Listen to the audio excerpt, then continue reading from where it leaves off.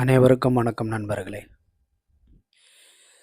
தண்ணீர் பந்தல் இந்த வார்த்தையை கேள்விப்பட்ட உடனே எல்லோருடைய ஞாபகத்திலே வர்றது தண்ணீர் பந்தல்ல தண்ணீர் எங்கடா அப்படின்ற காமெடி தான். இந்த அரசியல் கட்சிகளாக இருக்கட்டும், சினிமா நடிகர்களுடைய ரசிகர்களாக இருக்கட்டும், இந்த கோடைகாலம் ஆரம்பிச்சிட்டா அடித்து பிடிச்சி ரோட்டோரமாக கவர்மெண்ட் இடத்துல இல்லை ஒரு தனியார் இடத்துல ஒரு ஷெட்டை ஒன்று போடுறது, அது ஃப்ளெக்ஸ் பேனர் வைக்கிறது, இந்த கட்சி சேர்ந்தவர்கள், இந்த ரசிகர் மன்றத்தை சேர்ந்தவர்கள், இந்த அமைப்பை சேர்ந்தவர்கள்னு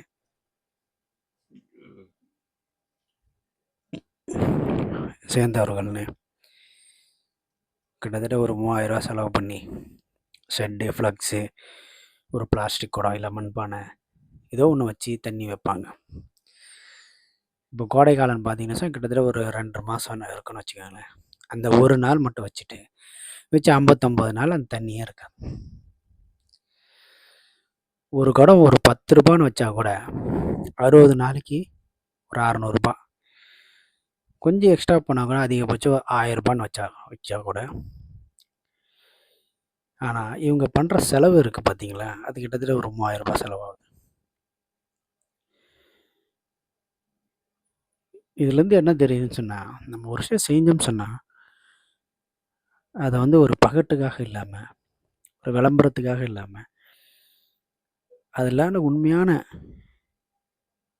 நன்மை நடக்கணும்னு சொல்லி அதை ஆத்மார்த்தமாக செய்யணும்.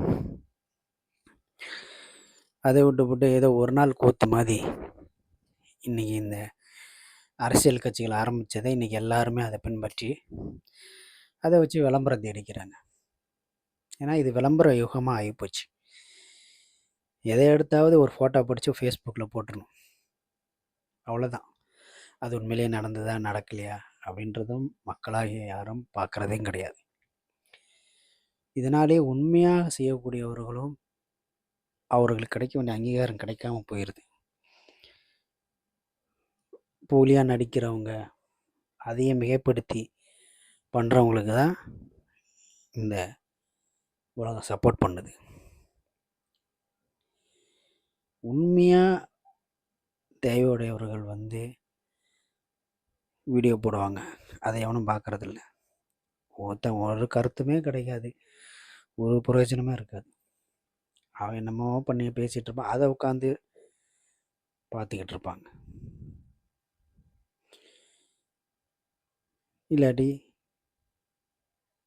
இந்த பெண்கள் வீடியோக்கள், அவங்க வீட்டில் போர் அடிக்க சொல்லி ஏதோ ஒரு வீடியோ ஒன்று போடுவாங்க.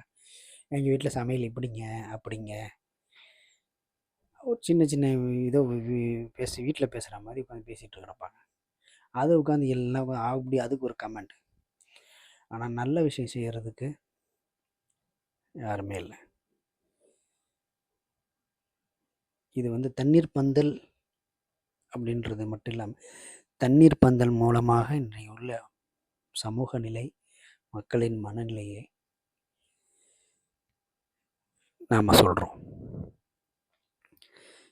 நம்மளுடைய சேனலை லைக் பண்ணுங்கள், ஷேர் பண்ணுங்கள், சப்ஸ்கிரைப் பண்ணுங்கள்.